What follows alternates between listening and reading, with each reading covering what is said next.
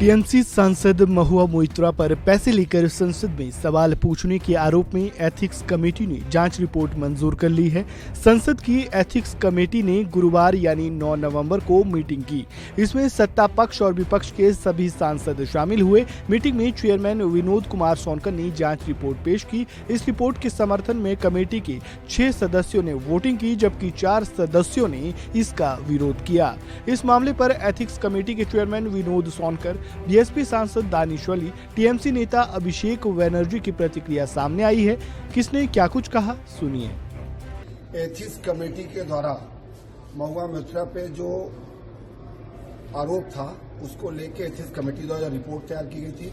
आज के मीटिंग का सिंगल एजेंडा था कि उसको लेके रिपोर्ट को अडॉप्ट करना, और इसमें अडॉप्ट किया गया, रिपोर्ट को अडॉप्ट किया गया है, जिसमें 6 लोग समर्थन में थे रिपोर्ट के और 4 लोगों ने अपना डिसीजन नोट जब सबमिट किया है। सर वोटिंग भी हुई? सर वोटिंग भी हुई है? हाँ, वोटिंग हुई। सर वोटिंग में अब एक विस्तृत रिपोर्ट माननीय लोकसभा स्पीकर को सौंपा जा रहा है, और उसमें कमेटी के द्वारा जो फैक्ट फाइंडिंग पाई गई है उस रिपोर्ट के आधार पर एक विस्तृत रिपोर्ट अपने प्रस्ताव के साथ, अपनी सिफारिश के साथ लोकसभा स्पीकर को भेजी जा रही है। अब इस सब कार्रवाई जो भी होना है वो लोकसभा स्पीकर के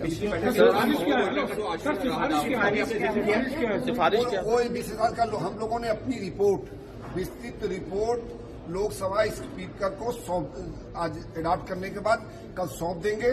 उसके बाद जो भी कार्रवाई, सिफारिश तो क्या है सर? सिफारिश वही, क्योंकि पार्लियामेंट में जब तक वो प्रेजेंट नहीं हो जाएगी तब तक वो एक मिनट राकेश देखिए, कमेटी के सभी सदस्यों ने, चाहे निशिकांत जी के द्वारा जो आरोप था, या हीरा नंदानी जी के द्वारा जो एफिडेविट था, या अधिवक्ता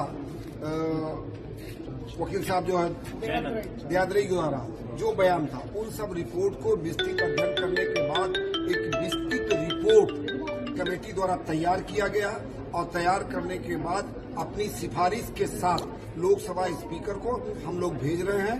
इसके आगे कार्रवाई Lok Sabha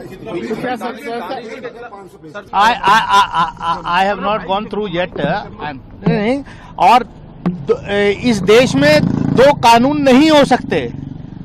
Rule 275 is being violated continuously by the chairperson of the ethics committee, giving interview to the Adani-owned channel, and this all BJP members have given interview to your ANI. It is in the public domain. So how can be 2 rules? I have not seen what the report is, draft report yet. I have not yet gone through. I have learned from the media that this is the thing, but हम एक बात कह सकते हैं कि हम नाइंसाफी के खिलाफ अपनी आवाज बुलंद की है और करते रहेंगे। नाइंसाफी बर्दाश्त ना पहले थी ना अब है। इस तरीके से हम डरने वाले नहीं हैं। देखिए, एथिक्स कमेटी में बहुत सारे प्रिविलेज ड्यू है।